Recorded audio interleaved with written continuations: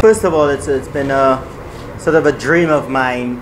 Obviously, I started playing cricket from a very young age. My first trip to India, I was only just 14 years old, and I've been hearing about Nepal and of course Kathmandu for many, many years. Obviously, during my playing days, Nepal was not around to be one of the competitors against myself, so it had to be a trip such as this. When the opportunity did arrive, I felt that you know, why not? I could come out to this part of the world, see it for the first time. Of course, you're associate of the ICC and budding young cricketers here that I would love to meet at some point in time. So for me, it's a great trip because I can tick the box in terms of being able to come to Nepal and see the place, see the people, the hospitality, and to bring along my daughter Tyler as well to have the experience is something special. You got to look at it in terms of the size of the country, the ability of the players, and exactly where you are as a cricket playing nation. You're still very young as a cricket playing nation, to have international superstars come to your country to play in your NPL is something very special, and I suppose it's the start of something that's going to grow.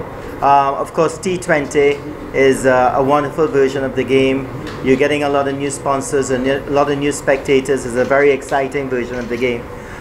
So for me, it's growing the sport in Nepal, growing the league, and seeing more recognized cricketers coming to your shows and making sure and participate. 2004, 20 years ago now, so you know, hopefully, you know, during my lifetime I want to see it broken, and I believe with the advent of T20 cricket and how aggressive and attacking young players are, I think that you're going to see someone passing that score at some point in time. That was a very special moment in my life, regaining the world record after losing it some 6 months before that. So but records are made to be broken, and I've said it in the past, you know, I would have loved to play with a more successful West Indies team. I would give my records just to have played on a team that was you know, winning a lot more when I played. As a little kid, I grew up in a family of 11. I had 10 siblings, a very big family, and 6 bigger brothers, and it was always a dream of the family to have someone go on to play international cricket.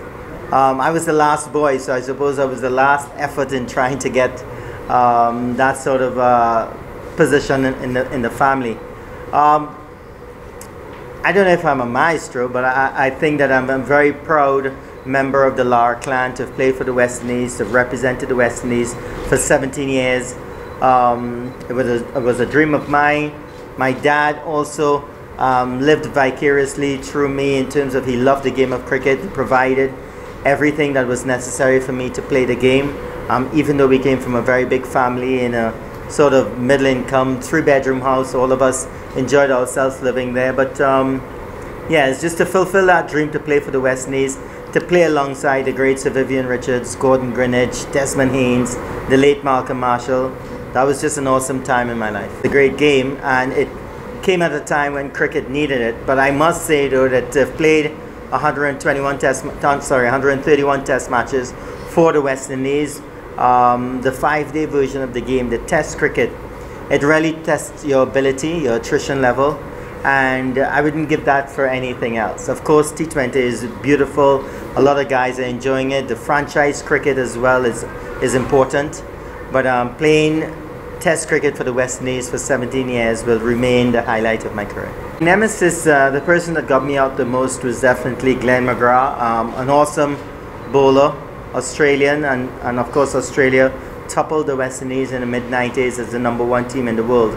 But for me, the greatest fast bowler that I've seen, played against, was Wasim Akram from Pakistan. He was definitely a bowler that can make you look pretty ordinary when he's at his best. The best batter, I think, obviously the record of a Joe Root at present.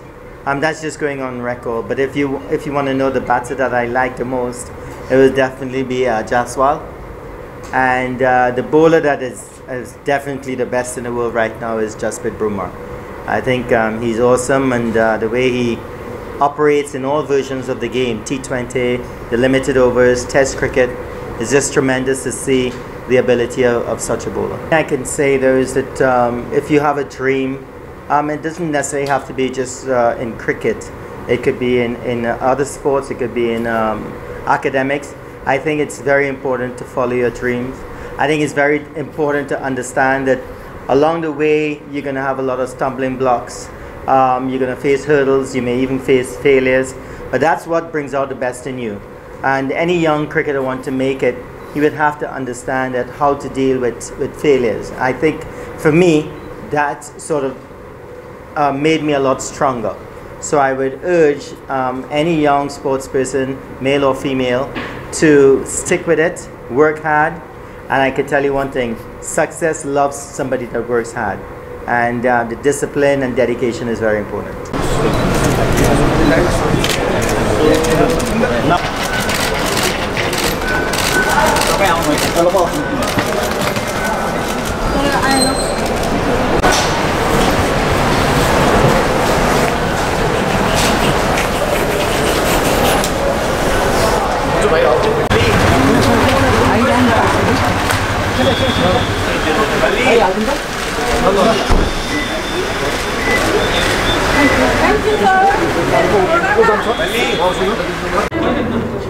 Check आयो आइरहेछ क्या light bulb बोलेन कसको